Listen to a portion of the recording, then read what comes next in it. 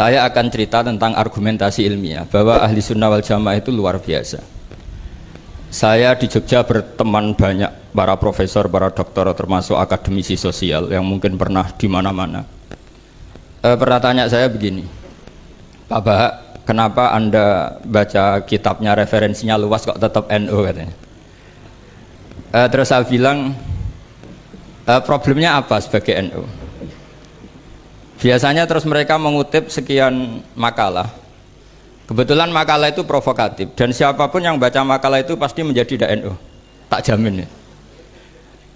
Kalau di Jogja misalnya di satu penerbitan, saya termasuk di dalamnya, itu pernah diperbandingkan kitabnya Said Muhammad Mafahim Yajibu An-Sohah dengan kitabnya Bin Bas.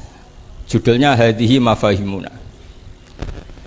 Biasanya kitab-kitab terjemahan Wahabi itu memang cukup provokatif dan dengan narasi yang memang siapapun yang nggak pernah mondok pasti tertarik. Misalnya begini, cerita bid'ah misalnya.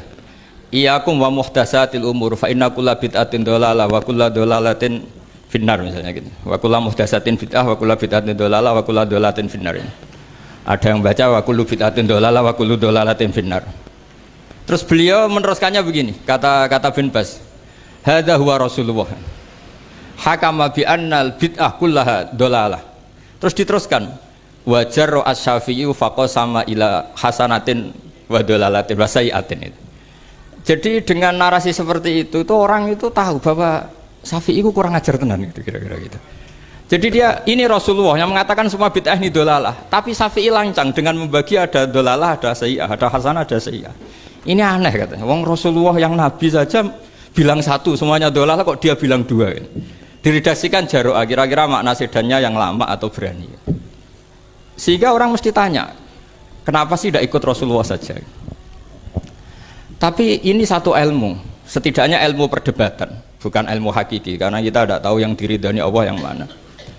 Tapi kemudian Said Muhammad dalam kitab Abu Abdul Faros, juga dalam kitab-kitab beliau menyanggah itu dengan mengatakan jika makna bid'ah adalah yang nggak pernah dilakukan Rasulullah, itu salah besar. Terus beliau cerita sekian hal, termasuk yang diceritakan adalah ada seorang sahabat ketika sholat dengan Rasulullah tidak pakai doa mainstream, yaitu ketika itidal sahabat tadi bilang Alhamdulillah hamdan katsiran thayyiban mubarakan fih.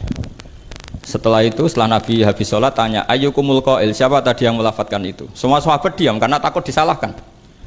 Tapi apa yang dikatakan Nabi?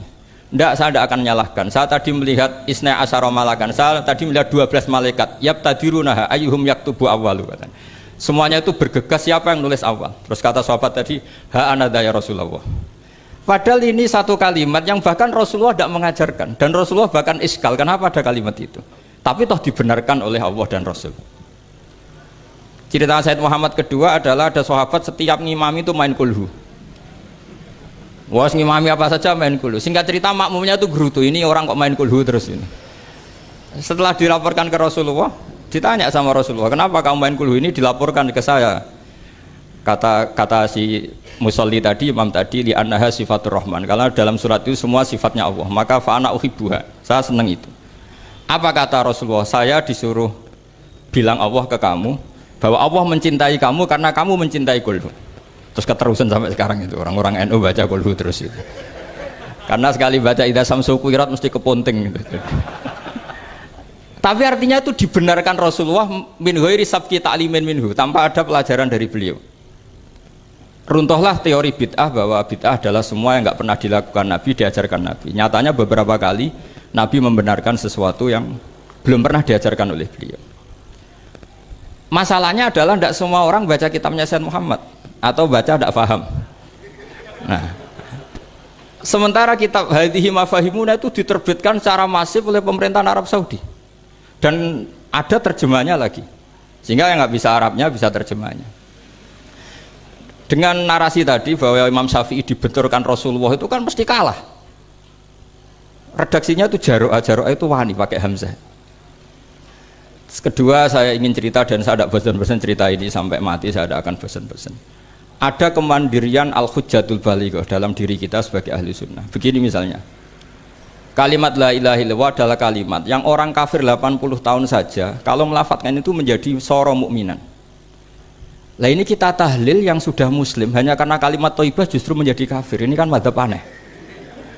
Yang kafir puluhan tahun iyan tahu yughfar lahum ma qad salaf bihadil kalimah. Ini kita karena tahlilan sampai nyekel patok menjadi kafir juga karena la ilaha illallah. Ini aneh. Jadi kalimatun sing yakunu bihal kafiru musliman menjadi kalimatun yakunul mukminu biha kafirun. Ini kan kaidah yang aneh.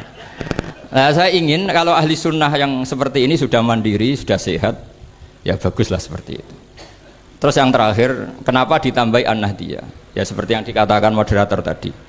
Di terminologi internasional itu kalau ahli sunnah pokoknya yang tidak sabus sahabat ahli sunnah, sehingga Wahabi, Muhammadiyah, Ikhwan semuanya ahli sunnah wal jamaah. Karena kalau di media internasional asal tidak Syiah itu ahli sunnah, hanya itu saja perbandingannya. Kalau ikramus sahabat ya ahli sunnah, kalau sabus sahabat ya Syiah. Problemnya adalah kita tidak ikut kelompok besar ahli sunnah yang mainstream di internasional karena mereka anti wasilah, anti tahlil. Sehingga terus Indonesia bilang ditambahi ahli sunnah wal jamaah an-nahdiyah, yang kira-kira mungkin Gus Yofur dan kawan-kawan nambahin Nusantara gitu.